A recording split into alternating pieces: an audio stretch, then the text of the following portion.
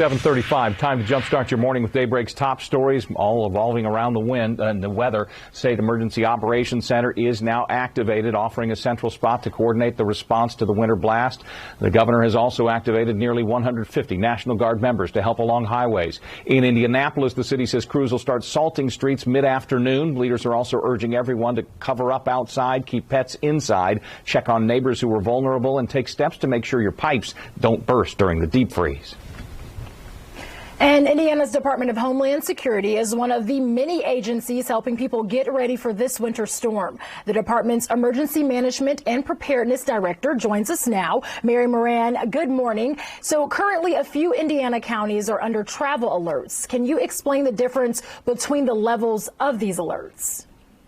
Yes, the different alerts are set by the county's emergency management agency. They designate and they are charged of designating the travel status, and they report that to our Emergency Operations Center. We then post it on a website and a software product we use called WebEOC, and that makes it that information available to the public and to public safety organizations as travel conditions increase for risk factors.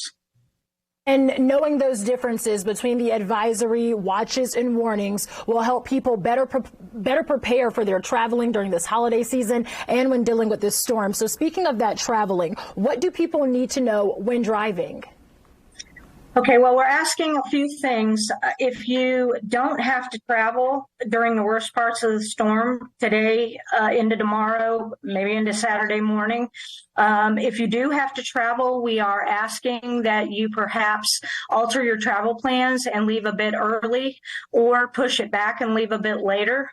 If you do absolutely have to travel, we are encouraging some things that can make you be a bit more safe. Charge your cell phones before you leave your house. Make sure you have an emergency to-go kit in your car. Make sure you fill up your gas tank. Have maybe some snacks in the car with you.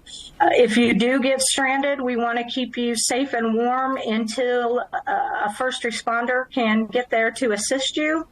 We are also cautioning to be aware of the carbon monoxide issue. So if you do get stuck in your car, don't run your car for more than 10 minutes each hour.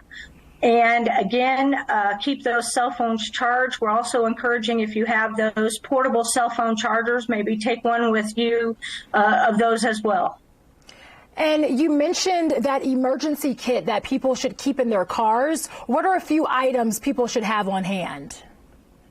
Definitely some warm blankets, some water, some snacks, food, any medicines that you need during a day, anything that you are going to need to keep yourself safe and healthy until we can get you to a warm place.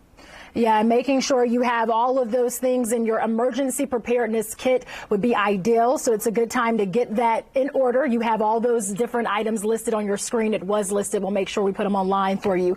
Also, people are wanting to stay safe in their homes as they are heating them and going through this winter storm. So how can they do that?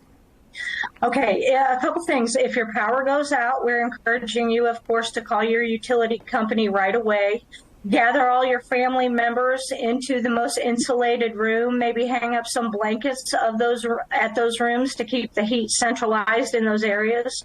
If you are going to use an alternative source of heat, we strongly recommend you follow the manufacturer's recommendations, keep them safely away from any cloth or fabric that could catch fire. If you are going to leave the room or go to bed, please turn those off and just practice using them in as safe a manner as possible.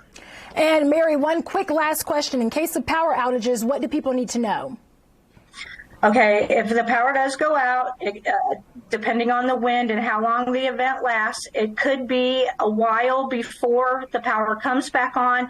So again, make sure you have your medicines stocked up, your food, blankets, warm clothes for your family, And then after the storm event happens, if your power continues to be out and if you have any unmet needs, please call the 211 number, and that information gets distributed to us and all of our partners to help get resources to people that need them. Mary Moran, thank you so much for joining me and giving us these essential tips to stay safe during this winter storm.